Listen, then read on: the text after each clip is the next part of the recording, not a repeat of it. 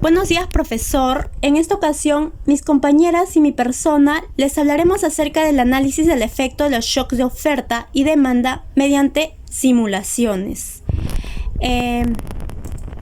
A continuación, le hablaré acerca del shock en la oferta agregada dinámica. Como caso tomamos el fenómeno del niño ocurrido en el año 2016 y 2017. El objetivo principal de analizar el shock de la oferta con un caso hipotético de la economía es poder simular el impacto que éste tuvo en las diferentes variables de la economía, en los cuales está el interés real, el interés nominal, el producto y la inflación. En casos pasados, por ejemplo, en el terremoto de 1982-83, pudimos ver que un fenómeno tiene diferentes causas o diferentes consecuencias para el Perú, en los cuales una de las más significativas está el alza de precios, ya que al ver este tipo de fenómenos afecta a una parte, ya sea en la agricultura, en la pesca, y esto causa que los precios aumenten. En el caso del fenómeno de 1982 y 83, aumentó el precio de los pescados, ya que afectó este fenómeno en el sector pesquero. ¿Por qué escogimos este caso? Este caso básicamente escogimos ya que el Banco Central de Reserva, en su informe Impacto del Niño en el Perú, intuye que el país es sensible a los impactos que provoca este fenómeno, ya que las costas están presentes en el área del Pacífico donde se presentan anomalías. Además, en clase pudimos ver que la oferta agregada dinámica presenta la relación entre la inflación y el producto. ¿Por qué esto es importante? Ya que todo lo que tenga que ver con fenómeno del niño afecta generalmente a todos los productos, ya sea en la agricultura, ya sea en la pesca, y esto afecta a las personas, ya que les va a impactar en su economía. Recordando el fenómeno que ocurrió en el 2016 y 2017, básicamente el producto que subió un precio elevadísimo fue el limón. Ahora analizaremos el gráfico. A continuación, la inflación. Como vemos, la inflación tiende a subir.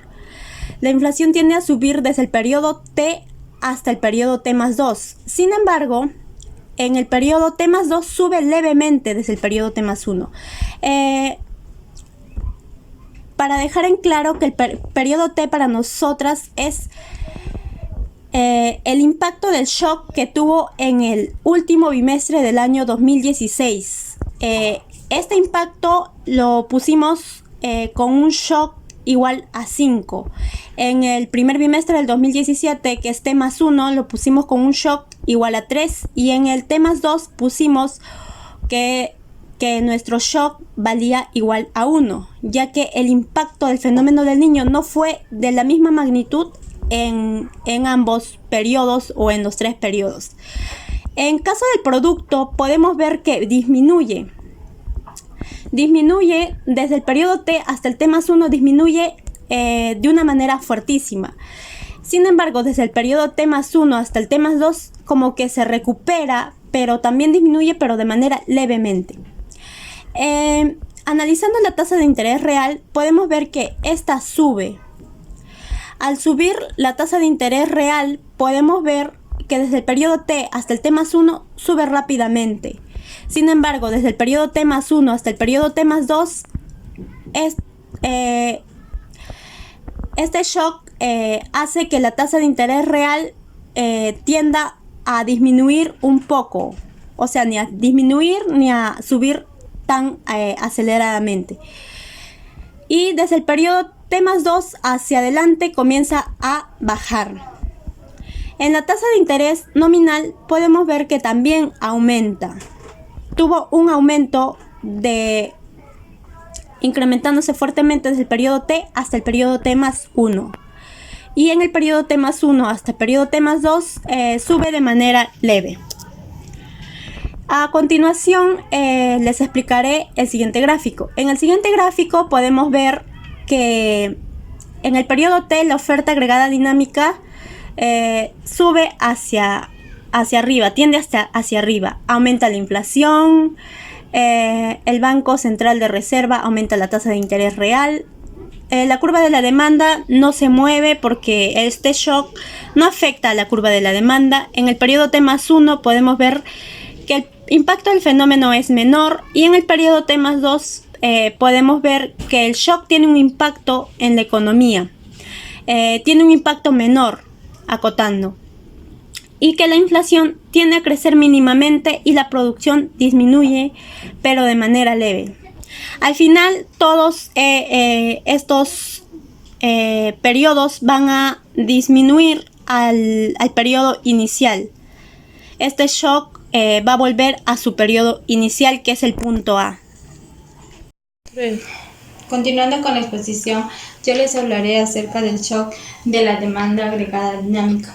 Para esto les hablaré primero sobre la crisis financiera que tuvo como origen en Estados Unidos y tuvo un impacto a nivel mundial. Pero en Perú, a raíz de esto, se tuvo una recesión en el año 2009. A raíz de esta recesión se planteó un shock en la demanda agregada, un shock positivo en la demanda agregada, que fue la remuneración mínima vital. Para esto les hablaré en la siguiente gráfica. Bueno, en el punto A, la economía se encuentra en pleno empleo, siendo este el punto de equilibrio.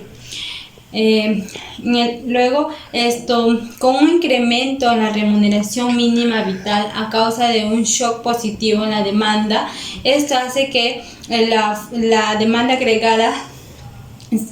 agregada dinámica se desplace hacia la izquierda del punto A al punto B.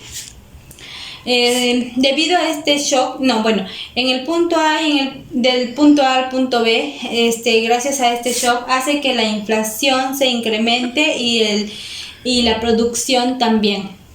Debido a un shock en la demanda, hace desplazar la curva de la demanda y oferta pasando del punto B al punto C. Esta hace que la producción disminuya y la inflación siga aumentando, y así se repite el escenario hasta el punto E.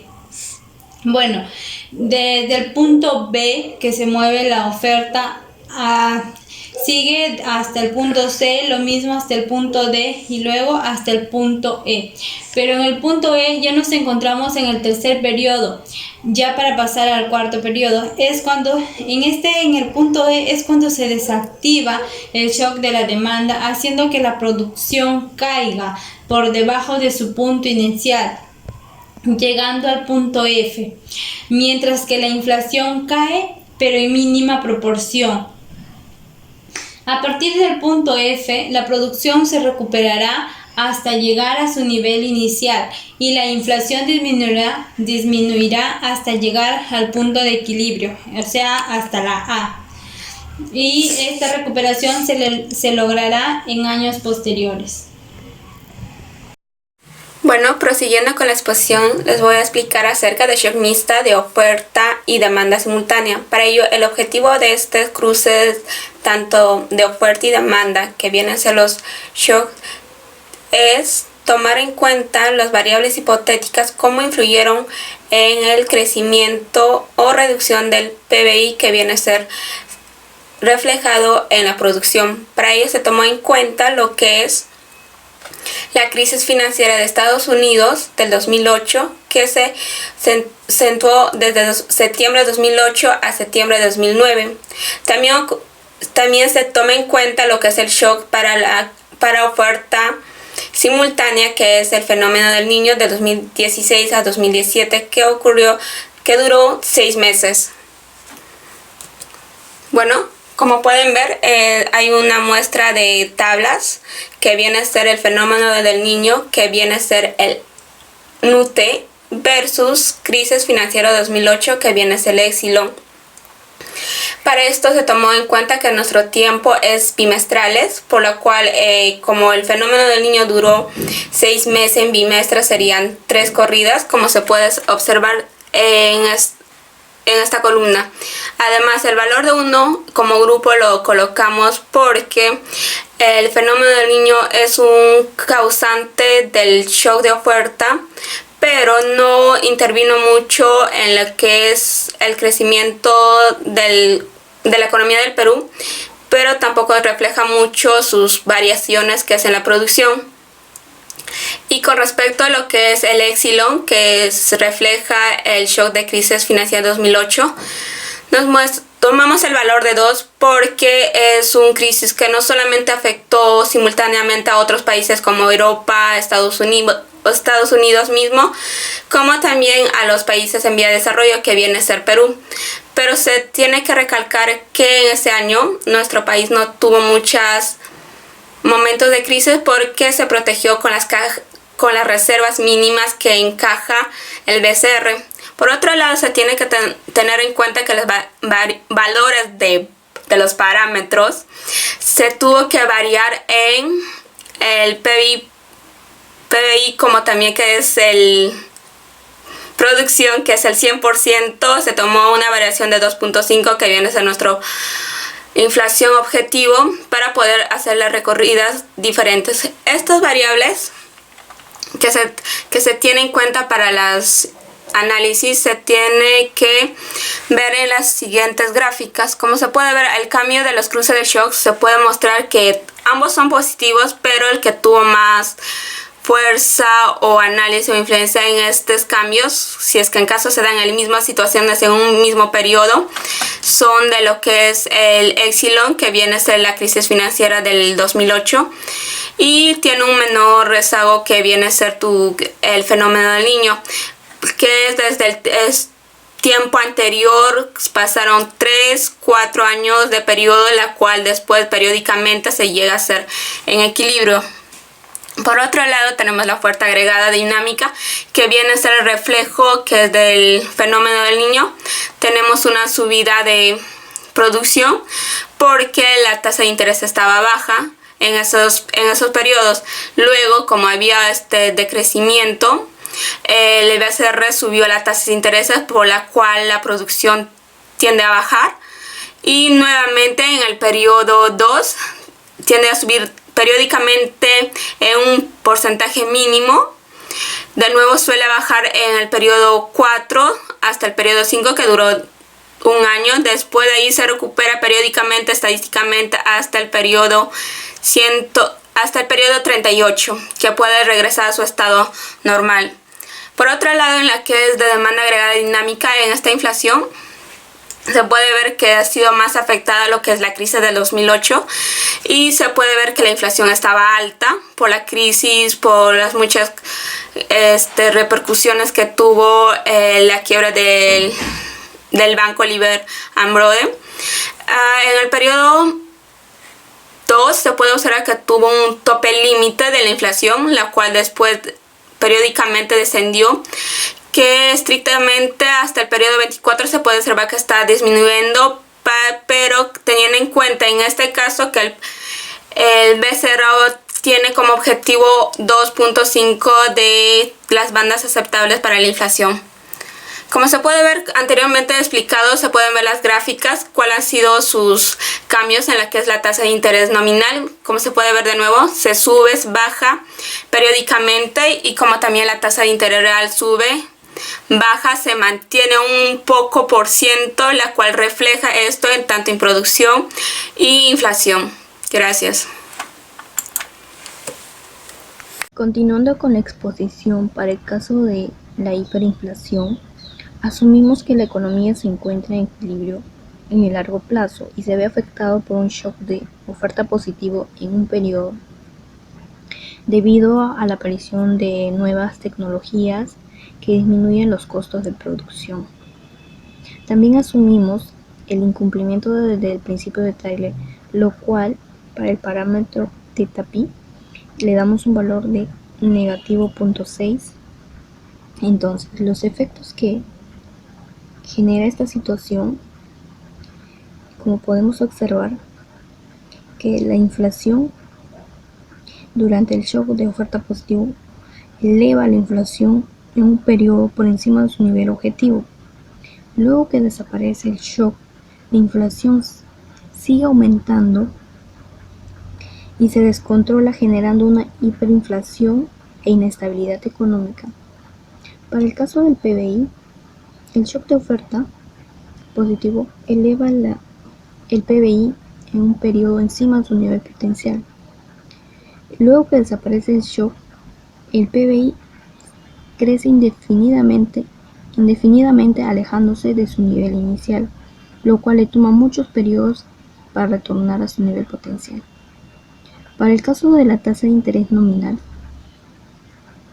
eleva la tasa encima de su nivel inicial por un periodo durante el shock de oferta positivo. Luego que desaparece el shock, la tasa de interés nominal crece indefinidamente alejándose de su tasa natural. Esto se debe por el incumplimiento de la regla de Taylor, lo cual la demanda agregada tiene pendiente negativa. Para el caso de la tasa de interés real, durante el shock aumenta por encima de su nivel inicial, luego cae indefinidamente debajo de su nivel inicial y le toma muchos periodos para alcanzar su nivel. Continuando con la exposición, tenemos la reducción de la tasa de inflación. El BCR tiene como meta fundamental reducir la tasa de inflación con la finalidad de estabilizar la economía. La meta de inflación impuesta por el BCR es una de las más bajas entre todos los países en desarrollo. Esta oscila entre 1% y 3%, y esto se debe a la necesidad de desdolarizar la economía. Debido a que no se puede tener niveles muy bajos de inflación, porque esto nos puede ocasionar dilemas como la tasa natural de desempleo. Para este análisis se va a suponer que nuestra economía se encuentra en equilibrio a largo plazo. Además que el BCR va a buscar lo más posible reducir la tasa de inflación partiendo de un 2% a un 1% durante 6 periodos continuos. En la economía además no hay shocks de oferta ni shocks de demanda. Y el instrumento que utiliza el BCR va a ser la regla de política monetaria o regla de Taylor. A continuación podemos observar las simulaciones que se realizaron en el Excel. Como mencioné antes, la tasa de interés al inicio durante el periodo T-3 se encuentra en 2%. Y en el periodo T va a disminuir a 1% durante los 6 periodos continuos. La tasa de inflación se va a mantener en 2% y como podemos observar, al producirse el cambio, automáticamente la tasa empieza a disminuir paulatinamente. La producción, que está en 100%, también comienza a disminuir y se recupera en el periodo T+6. Con la tasa de interés nominal sucede lo mismo, empieza a disminuir. Ahora podemos observar cada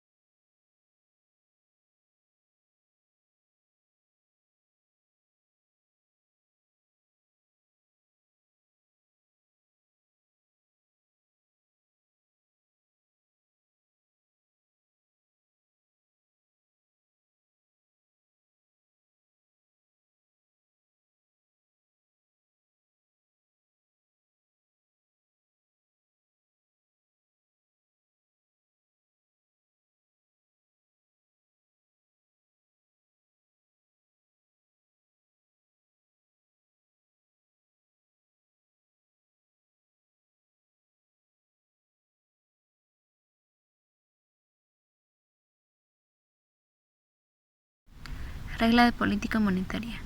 Los bancos centrales buscan que la inflación se mantenga estable. Es por ello que el Banco Central de Reserva plantea un rango meta de inflación de 1 a 3%. Para que se cumpla este rango, los encargados de política monetaria se rigen de acuerdo al principio de Taylor, es decir, mantener estable la brecha de inflación y la brecha producto. Se ha planteado analizar el evento del fenómeno del Niño, ocurrido en el Perú. Este evento fue un shock negativo para la economía y tuvo repercusiones en la inflación y en el PBI. El principio de Taylor es como sigue. En el supuesto de que una economía se encuentre en equilibrio a largo plazo y que el shock de oferta negativo nu sub t es igual a -1, golpea a la economía en 6 periodos. En este caso estamos tomando cada periodo como meses. Se tienen los siguientes supuestos. El teta pi, que es la sensibilidad de la tasa de interés con respecto a la inflación, a 0.95 y teta sub y es igual a 0.05. El parámetro phi, que es mayor a 0, en este caso es 0.95, ya que el incremento de precios de algunos productos en escasez generaron inflación, pero una inflación moderada llegando a ser controlable. En el cuadro mostrado podemos observar que la economía se recupera en el año t más 143, que la inflación, como estamos en una economía a largo plazo, la inflación del año t es igual a la inflación del año anterior y el PBI también recupera su valor natural. Los shocks de demanda negativo reducen la producción durante los 6 periodos que hemos supuesto en este modelo. Cuando finaliza el shock en el periodo T más 6, la producción sigue incrementando de manera gradual hasta recuperar su nivel natural. Los shocks de demanda negativos provocan una disminución en la inflación, haciendo que se desvíe del rango meta. Cuando finaliza el shock en el T más 6, la inflación se va acercando a su rango meta, generando una estabilidad económica en el periodo T más 143, que equivale aproximadamente en 11 años. Los shocks de demanda negativos disminuyeron la tasa de interés real, pero después que termina dicho shock, la tasa vuelve a su valor natural. También podemos observar en los gráficos que a través de la simulación refleja que ante un shock negativo en la demanda, las tasas de interés nominal y real disminuirán, pero cuando desaparece ese shock, ambas tasas se incrementarán.